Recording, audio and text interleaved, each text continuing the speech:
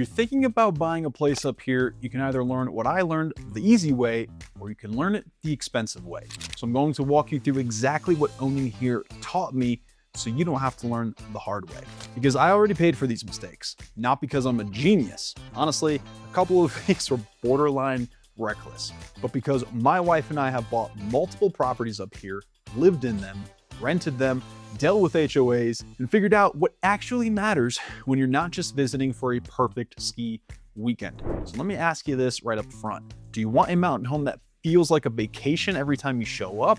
Or do you want a mountain home that quietly becomes a second job? Because the difference is rarely granite countertops. It's convenience, systems, management, and the boring stuff nobody puts in the listing description. Let's start with the first property my wife and I bought up here, because this is the one that makes me laugh now. It gives me heartburn when I think about it. We bought it sight unseen, like fully. Didn't walk it, didn't smell it, didn't stand in the living room and go, do we actually like this? We basically said, sure, seems fine, and wired money, which in hindsight is insane. I do not recommend this. We got lucky, and luck is a terrible strategy when you're spending real money. Now, why did it work out? Because the agent we worked with at the time was a real pro. Now, this was before we were in Colorado and before I was licensed as an agent. She knew the building, she knew the location, she understood how rare that type of unit was, and she wasn't guessing. The condo was in a prime spot. Walkable to town, walkable to a chairlift, ski-in access, amenities like a hot tub and sauna. The classic, this actually feels like a vacation condo. She told us these units didn't come up often, and thankfully, she was right. We lived in it for about a year. Then we put it on Airbnb, and it turned into a revenue-generating machine. But that we got lucky part is exactly the lesson. When buyers tell me, Anthony, we're thinking of buying sight unseen, my answer is, you can, but you shouldn't, unless you're stacking the deck in your favor. And stacking the deck means you have somebody on the ground who's brutally honest. You do multiple video walkthroughs, you confirm noise, you confirm light, you confirm parking, because a mountain condo can look amazing online and feel completely different when you arrive. And those are the services that I'm more than prepared to offer you. Now, let me tell you the biggest thing that the first condo taught me. It's gonna sound obvious until you actually own one. Convenience is everything. If you're buying primarily for skiing, being able to ski back to your place is next level. I don't mean close to the resort. I mean no walking through slush, carrying skis while someone's rental SUV is doing 30 miles an hour and texting. You just go home. That's it. Now that I live a short drive away from the resort, I'll say it, I do miss that sometimes. Not because driving 10 to 15 minutes is some tragedy, it's not, but because skiing access is like having fast pass at an amusement park. It removes friction. And if this is a second home for you, you want less friction, not more. You're coming here to relax and make memories, not to run logistics. Being walkable to town or close to the bus route is a cheat code in the mountains, especially if you're using the home like a vacation home. Because let's be honest, you're here to have fun. Maybe you're going to dinner, maybe drinks are involved. The last thing you want is to play taxi driver for your whole family or deal with parking in peak season like it's a competitive sport. Summit County is great for this because you can actually build a lifestyle where you don't need to drive everywhere. If you're into concerts, being able to get to the Dillon Amphitheater without fighting parking is huge. My wife and I will literally bike there sometimes because it's easier than dealing with the mess of parking. So when I'm advising a buyer who wants a use it a lot second home, I'm always thinking walkable, shuttle, bus line, proximity to town, proximity to lifts. And I know it sounds basic, but it's the difference between we use it constantly and we use it twice a year because it's kind of a pain.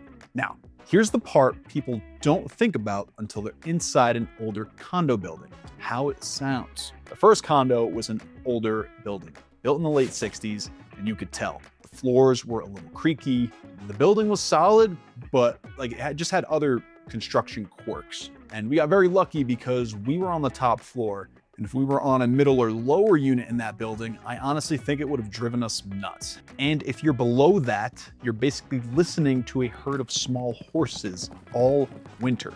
So Lesson: if you're buying older condo inventory, pay attention to the building age, sound transfer, and unit placement.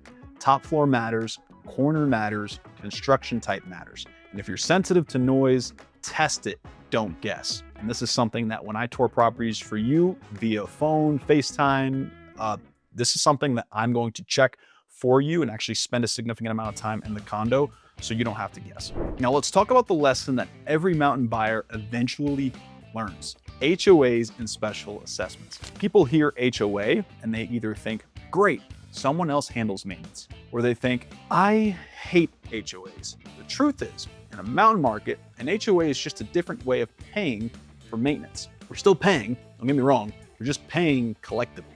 We had a situation in that first building that we bought where a leak was found.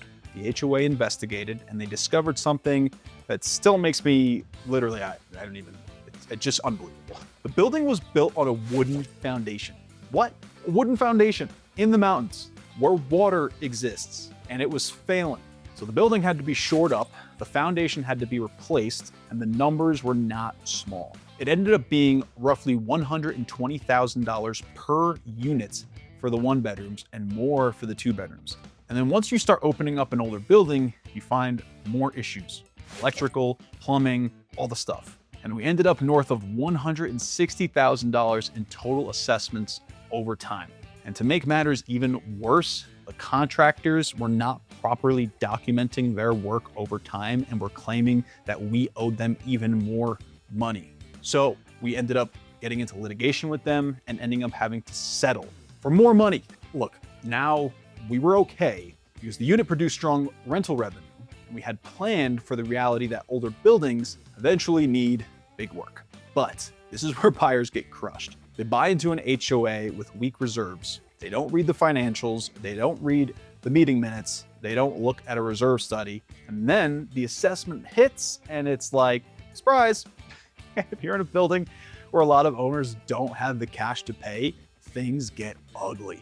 Projects get delayed, the building deteriorates, financing gets harder, values get pressured, and everyone ultimately suffers. So the practical lesson is this: before you buy a condo or a townhome, you need to understand the HOA like it's a business you're buying into, because it is. How much are the reserves? What big projects are coming? What's the roof condition? Boilers, windows, foundations, siding. And if you see a building with old asphalt shingles, just gonna say it, there's an option to go metal. Push for metal. Metal roofs last longer in our climate, and they typically are better from a risk standpoint. That's one of those spend money once upgrades that can save a lot of drama over the long haul. Now, after that Breckenridge condo, we bought a smaller condo in Dillon, lived there for a few years. That place appreciated quite a lot, and we ended up selling it to fund the down payment for the home we live in now. I won't go too into detail with the Dillon condo. It was overall a pretty solid condo. It had basically a block foundation and walls, so it was pretty sturdy. We had a couple of issues, small issues here and there. But overall, the big lesson for us there was that was just a neighborhood we were not really in tune with. We didn't really like it all that much. So the lesson there is definitely research your neighborhoods and study your neighborhoods first before you end up buying a place, because honestly, we could have skipped those 3 years in that condo. It was cheap and it was a great place to live in, and it appreciated a ton, which was awesome, but the neighborhood overall just didn't match our lifestyle. So this is something that you definitely want to take into consideration. And that transition taught me a completely different lesson, because when you move from HOA living into a full single family home ownership, which is what we have now here in Silverthorne, the training wheels come off. There's no HOA, there's no building manager, there's no call the office, it's just you. And this is where I think a lot of out-of-state buyers underestimate mountain home ownership. Not because they're not capable, you guys totally are, because they assume the house just sits there politely until they arrive. And mountain houses do not sit politely. They freeze, they thaw, they drift, they ice, they leak, they get snow loads, they get ice dams, and sometimes they do all of those things at once just to keep you humble. So here's the lesson. If you own a mountain single family home, especially if you're not here full time, you need an A team. You need a dependable plow guy, and not a he comes when he can plow guy, a real one. because if your driveway is north facing, it's gonna ice up. And if nobody touches it for a while, you're not just dealing with snow, you're dealing with thick ice buildup. Then you arrive, you can't even get up the driveway, and someone in your family steps out, slips, cracks their head open, and now your vacation becomes an urgent care visit. And that's not being dramatic, stuff happens all the time up here. Next, you need a strong plumber or HVAC tech who understands mountain systems. You have radiant in-floor heat and something fails or freezes, that can become a nightmare quickly. You need someone who can check boilers, furnaces, and keep systems healthy before they fail on the coldest weekend of the year, because they will try.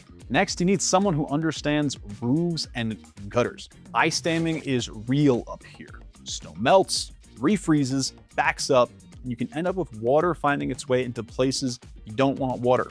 Heat tape, proper ventilation, proper maintenance, all of it matters. And if you rent the home, add a painter and drywall person to your contact list, because people will scuff walls, bang gear around, and treat your home like a base camp, which is fine, but it means you need a system for turning it back to nice in between stays. We also learned the mountain utility lesson the fun way by living it. Our home has a well, and the water is iron heavy, which means it's hard water. So we installed the water softener and filtration.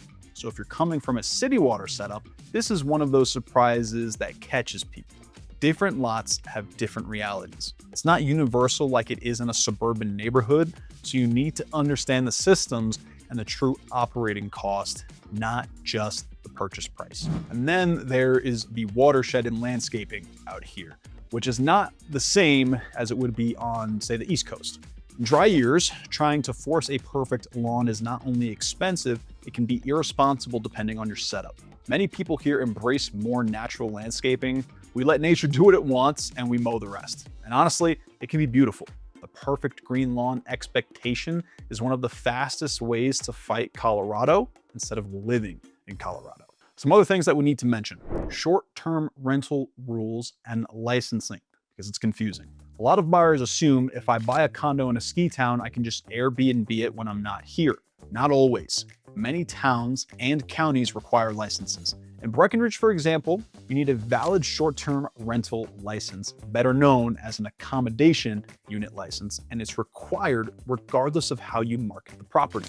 In unincorporated Summit County, you need an STR license before advertising or operating. This is not scary, it's just real. If rental income is part of your plan, we need to check that box before you buy, not after. The next is insurance and risk. Colorado property insurance has been getting more complicated. Premiums up, some non-renewals, and more scrutiny around hail and wildfire risk. Especially this year, that is something that I definitely would be looking out for in 2027 because of our low watershed this year, practically lack of watershed. There is a good chance that we might see some wildfires this summer, and that could cause insurance companies to raise premiums. The practical takeaway is simple. Don't wait until you're under contract to learn what insurance looks like on a specific home. Get quotes early, because insurance surprises can wreck deals or blow up operating costs if you're not prepared. So if you're the buyer watching this and thinking, okay, we want to do this right, call, text, or email me. You'll talk with me or a member of my team at Sotheby's International Realty, and we'll walk through the lifestyle first. Skiing access, walkability, town vibe, and then we'll vet the HOA health, the true ownership costs, and the systems, so you're not learning any of this after you close. My name is Anthony Soul, a local licensed realtor here in Summit County, Colorado. And again, I do work with Sotheby's International Realty, and we have professionals in every market across the state of Colorado. So whether you're deciding to buy here in Summit County or all the way over to Telluride or down in the city in Denver, we have got you guys covered. Thank you so much for watching this video. Hopefully you were able to learn a little bit before you actually go and buy a house, especially up here in the mountains, as the weather can definitely make things go crazy, especially when you're dealing with HOAs that aren't properly funded. But yeah, thank you guys for watching this video. I will see you in the next one.